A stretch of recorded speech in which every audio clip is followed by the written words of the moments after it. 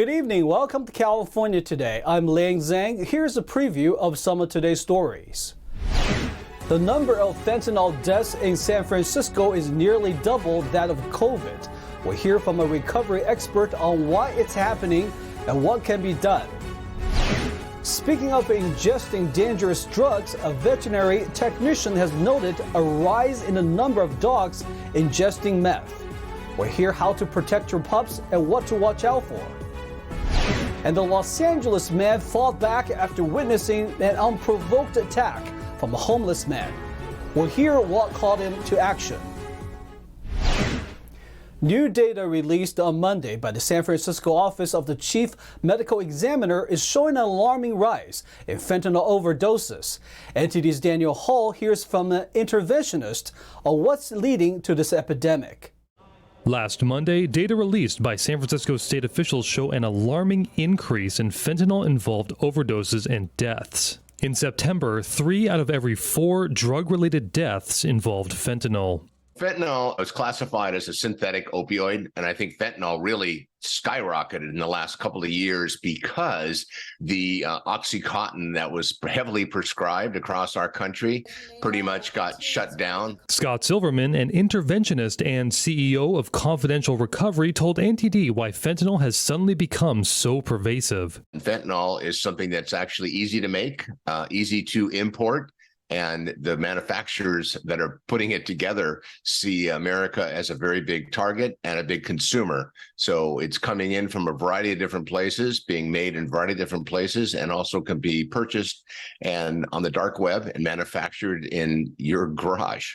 According to the DEA, fentanyl is 50 times more potent than heroin and 100 times more potent than morphine. It still remains the deadliest drug threat facing this country. Probably the last 10 years, we've seen a huge climb in fentanyl, and the opioid craze has been significant. And of course, we're seeing the morbidity rate, the death rate skyrocketing because of fentanyl. The DEA is advising the public against a dangerous new trend of colorful fentanyl pills, which have spread throughout the United States. DEA Administrator Ann Milgram said rainbow fentanyl pills and powder that come in a variety of bright colors, shapes, and sizes is a deliberate effort by drug traffickers to drive addiction amongst kids and young adults. Silverman warns that fentanyl can be easily camouflaged and is being laced with many medications. Recently, there was a bust by the DEA, and the medication itself was in the shape of Lego blocks. And I know that there's a big concern with Halloween coming up that people might be passing out that candy. The data covering deaths from January 2020 until the present show that San Francisco has seen over 1,800 drug-related deaths. That's nearly doubled COVID-19 deaths, just over 1,000. This year alone, the Bay Area has had 451 overdoses, with 319 that involved fentanyl. 400 people a day right now are overdosing with some form of opioids across the country. Up to 80% of our listed drugs that are out on the streets, and this is in California, are laced with fentanyl. Silverman stresses that San Francisco needs to campaign, bringing more awareness and education to the public. Really needed to raise the bar because we're seeing a lot of young people. And right now, nationally, 18 to 45-year-olds, it's the #1 killer. The most important thing we can do is we can talk about it like we are now and reduce this stigma and realize that, fentanyl is not a party drug. Fentanyl is a poison.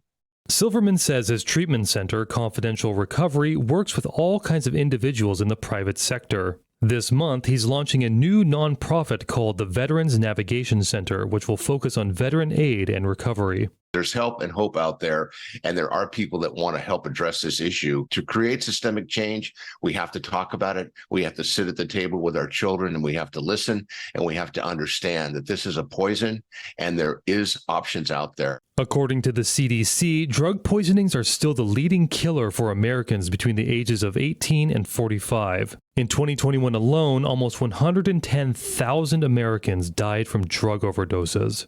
Daniel Hall, NTD News, California. The mother responsible for getting hospitals to mandate cheap drug testing for a highly lethal drug talked about what spurred her to action. NTD's Jackie Reels heard from her, as well as the doctor who helped advocate for Tyler's Law. Like many people back in 2018, Julie Shamish was unfamiliar with fentanyl, but that all changed when her son Tyler died after ingesting a drug laced with fentanyl. Unfortunately, that was 4 years ago, and unfortunately, I think you wouldn't be able to find a family in America that doesn't know someone that died from fentanyl poisoning. After her son passed away, Shamish became an anti-drug advocate. She, along with her family, started the Drug Awareness Foundation to educate people of the dangers of fentanyl. Shamish then met with Dr. Ronit Lev, an ER doctor and addiction specialist. She was at the time trying to pass a law to add fentanyl testing in hospitals. We discovered a gap, a very big gap. We were not testing for fentanyl in our drug screens in hospitals. Lev advocated for Senate Bill 864, also known as Tyler's Law. It requires hospitals to test for fentanyl during urine drug screenings. Governor Gavin Newsom signed the bill into law in August. But at the time mentioned, she was unsuccessful in finding a sponsor. Shamash then set out contacting different senators until Senator Melissa Melendez sponsored the bill. So I did not know anything about getting a bill passed. I was a stay-at-home mom. Before that, I was an elementary school teacher, and I probably didn't pay attention enough in 10th grade civics class, but I learned quickly. Another gap Lev discovered was that doctors may not know that fentanyl requires an additional test compared to regular opioids. We later found out that the hospital's drug test does not test for fentanyl because fentanyl is a synthetic opioid, and they're just testing for like natural opioids like heroin and things like that. So after that happened, I'm like, oh my gosh, I don't want this to happen to another family. The CDC describes fentanyl as being 50 times stronger than heroin and 100 times stronger than morphine. According to the U.S. Drug Enforcement Administration, it is the leading cause of death in the U.S. for the ages between 18 to 24. Fentanyl can be found in different kinds of drugs, with some people being unaware of it. One little mistake can be fatal because there is no safe drug supply. There has been, heroin has fentanyl in it, methamphetamine has fentanyl in it. Counterfeit pills of Xanax, Percocet, hydrocodone, Adderall, Viagra, that's had fentanyl in it. Even cases of marijuana with fentanyl in it. Don't think, not my child. Those are the three most dangerous words you can say. And for nowadays, so many kids are dying that are trying drugs for the first time. I think the most important thing is start talking to your kids when they're young, that you never take any drugs that are not prescribed to you, and you just can't experiment. Those days are long gone. One pill will kill you. The cost to hospitals to test for fentanyl is only 75 cents per test. SB 864 will go into effect January 1st, 2023. As for Shamash, she would like to have a similar law in every state and is looking for a sponsor to have it go nationally. Jackie Rios, NTD News, California. Over the past few weeks, 6 dogs were brought in to a Northern California pet clinic for drug treatment. A veterinary technician tells NTD's David Lamb that dogs can accidentally ingest methamphetamine while out on a walk. In the past 2 weeks, dog owners have taken their beloved pets in for a checkup, only to find that their dogs ingested meth in San Jose. It's commonly reported that they're getting ingested on walks or getting exposed on walks. And commonly it's reported close to homeless encampments, although that's not always the fact. Tara Schropp, a hospital director with MedVet, says the incidents occurred in different areas of San Jose. So typically our doctors see a handful of cases a year. Now our doctors are seeing 1 to 2 cases a month. So definitely increasing in frequency. And then last 2 weeks we've seen 6 cases. And I've been in the veterinary field a long time. I've never seen this amount of cases in such a short time period. She says most owners don't know that their dogs ingested meth, as the pets are sniffing through bushes. So their dogs are, suddenly becoming hyperexcitable, agitated, can start twitching, some can have seizures. So those are all abnormal signs, and that prompt owners to come into the hospital, and then we're able to do a urine drug test and confirm that it's amphetamines. Luckily, the 6 dogs that came in for meth treatment have been discharged with a clean bill of health. And this is where we'll stabilize them. If it is a meth toxicity and they're seizuring, we give anticonvulsants, get an IV catheter into them as quickly as we can. I spoke to dog owners in Silicon Valley, and they said while walking their dogs, having to think about drugs on the street shouldn't be an everyday concern for them. It's just ridiculous. I don't know, you can't police that stuff, but I don't think these people care anything about the world and what's going on around them and other people and everything, or dogs or anything else, Local Steve Waters is the owner of Luna, a Siberian Husky. And you shouldn't have to worry about when you're walking your dog having to stick his head in a bush and get some meth or something. Or 24-year-old Michael Carrillo shares concerns for the east side of the city as well as downtown, where he says the homeless population has been increasing. Yeah, just hoping that the city could just take care of it and make it a cleaner and safer place for our families and stuff like that. Yeah, for all you people that are out there pushing drugs and unloading them on little kids and everything, that's fine. But one of these days, karma's going to get you, man. You're going to get it in the end. I believe that too. To protect pets when outside, Schropp says to keep an eye out when walking pets around homeless encampments or unfamiliar areas. If your dog is behaving strangely or suspected of ingesting lethal substances, Schropp says to take them to an emergency clinic as quickly as possible, as it can be deadly. David Lamb, NTD News, California. More and more Californians are frustrated with the state's rise in homelessness and crime.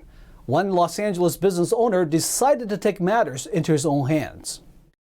Tim Ratcliffe, a restaurant owner, became a local Los Angeles hero after chasing down and apprehending a homeless man who assaulted one of his customers. He tells California Insider's Siamak Karami he was having lunch with his girlfriend on a patio at the time. I looked over, and just in front of my eyes, a homeless man came up and sucker punched an elderly man and knocked him over, stole his wallet, stole his cell phone, and started running away. And when I saw it, I didn't even think about it. I just got up and started running after him. As we rounded the corner onto Hollywood Boulevard, he hit me, which one good hit at least, and then I tackled him, and I waited almost 12 minutes for the police to arrive, and we had him arrested, and currently he's in jail. His girlfriend helped him as the homeless man tried biting him. Ratcliffe says the homeless crisis is causing the quality of life to diminish. Oftentimes, business owners are left to fend for themselves. It's my job because I want the corner that my business is on to look appealing. I don't want people to not want to come there because they feel unsafe. I don't want them coming there because they are not coming because they feel that it's a gross area. Ratcliffe owns a Japanese restaurant right along the Hollywood Walk of Fame, where tourists flock. When he sees someone hanging around, he would approach them to start a conversation and ask if they are okay. He says most of the time, they only ask for some water, but there are exceptions. Since the pandemic, it seems to be a lot more brazened activities by homeless. They don't care. They'll just go up. I've had people just take food off of the table before. Wow. So we're really paying attention to that now. We have barriers that we've put up to try to prevent that as well. Ratcliffe says those who do that are usually mentally unstable, but the situation worsens when the homeless commit petty theft and the police do not respond to the minor crimes. I will call the police because I'm not going to try to get into a confrontation with them. I will stand next to them because I don't want a problem with any of my customers, and I'll make sure that I'm the barrier if need be. He is open to providing resources for the homeless, like making a call or telling them where to go so they can move on. For now, he gives his phone number to businesses within 2 blocks around him so they can support each other. To watch the full program, find California Insider on YouTube or Epic TV on the Epic Times website. We're going to take a short break, but here's a look at what we got for you when we come back. The state has less tax funds than expected. The reports for the last 3 months just recently came out, and the state will be spending less in the coming term.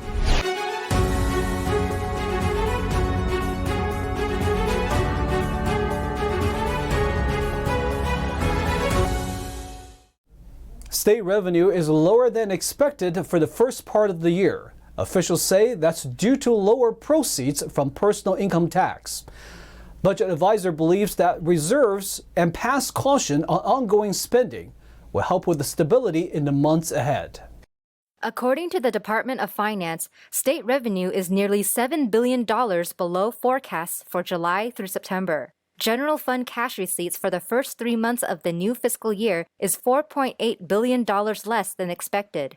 Finance officials said that the shortfalls are driven by lower proceeds from personal income tax. Finance Department spokesman H.D. Palmer told the Center Square that at this point, the current year's spending budget can't be changed because of the time frame. Looking ahead to future spending, Palmer said the state's budget will not add more costly sustained spending. Jason Sisney, budget advisor to Assembly Speaker Anthony Rendon, told the Center Square that lower stock prices and tech layoffs are, quote, weighing on the budget's income tax revenues. Despite concerns about a future economic downturn, Moody's Analytics shows that California has enough overall cash balances to weather at least a moderate recession without having to raise taxes or cut government spending. It looks like there's going to be another dry winter. That's according to new forecasts released for rain and snow in the coming months. According to the National Oceanic and Atmospheric Administration, or NOAA, La Niña is back in the United States for a third consecutive year. As a result, the entire southern portion of the country can expect a warmer and drier than average winter. All the rain will instead stay in the north. California will likely lean towards the drier end of the scale. NOAA predicts that the southern half of the state will have a slightly below average chance for rainfall. The northern half has about a regular chance for rainfall. Much of the state has a higher than normal chance to see warmer temperatures for winter. This comes as half of the state is already in severe drought. The La Niña conditions are expected for the next 3 months. Now let's check in with NTD's Thomas Christian for today's Sports Roundup.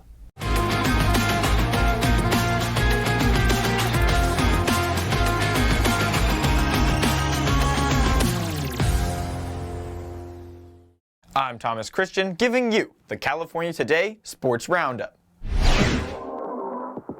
The San Francisco 49ers have acquired star running back Christian McCaffrey from the Carolina Panthers for a haul of draft pick. The Panthers on Thursday night announced the deal that sends McCaffrey back to the Bay Area, where he started in college at Stanford. They said it will be finalized when McCaffrey passes a physical. The 49ers gave up their 2023 second round, third round, and fourth round selections, as well as a fifth rounder in 2024. McCaffrey joins a talented group of playmakers in San Francisco with versatile receiver Deebo Samuel, star tight end George Kittle, and young up-and-comer Brandon Ayuk. But the 49ers had a huge hole at running back that McCaffrey now fills, with starter Elijah Mitchell out with a knee injury. The 26-year-old McCaffrey is considered one of the most versatile running backs in the league when healthy, because of his ability as a runner, receiver, and blocker. Keywords here, though, are when healthy.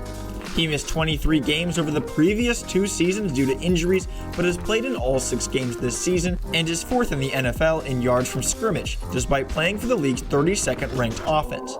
He and Cleveland Browns running back Nick Chubb are the only players in the league to have 5 games this year with at least 100 yards from scrimmage. McCaffrey has 7,272 yards from scrimmage for his career, 3,980 rushing, and 3,292 receiving, and has scored 50 touchdowns since coming into the league as the 8th overall draft pick in 2017. Entering Kyle Shanahan's elegant zone running offense, expect McCaffrey to put up even more gaudy stat lines wearing red and gold. Kawhi Leonard had 14 points and 7 rebounds in his first game in 16 months, and the Los Angeles Clippers opened a season of sky-high expectations with a 103-97 victory over the Lakers on Thursday night. Paul George scored 15 points, and John Wall added another 15 in his debut for the Clippers, who held on down the stretch to beat their more pedigreed Los Angeles rivals for the 8th consecutive time. Leonard came off the Clippers bench for the first time since 2013 and played 20 minutes in his first game since he tore a ligament in his right knee in the Western Conference semifinals in June 2021. The 2-time NBA Finals MVP decided to ease back in a temporary reserve role after missing all of last season while recovering from surgery. Anthony Davis scored 25 points despite reduced mobility after a mid-game fall, while LeBron James had 20 and 10 rebounds in the 20th home opener of his career. Lonnie Walker scored 26 points in his Lakers home debut. The Lakers now dropped to 0-2. But still rallied from 2 large deficits and kept it close in the final minute despite the nightmare shooting performances from Russell Westbrook and fellow point guards Patrick Beverley and Kendrick Nunn. The Lakers went 9 for 45 on three-pointers overall. The Clippers, on the other hand, start a season with high expectations in the win column. 1 down, 81 more to go until prove-it time come April. Clippers 103, Lakers 97. And that's all for the sports. That's all we've got for you tonight. We'd like you to join us again on California Today every weekday at 8:30 p.m. Make sure to check out our broadcasts on our California Today webpage. You can find it at ntd.com/California-Today. You can also find all of our top latest clips there, ready to share with friends and family. Send us a message on Twitter, Facebook, or Instagram, or through our email, california.today@ntd.com. I'm Liang Zhang. Have a nice weekend.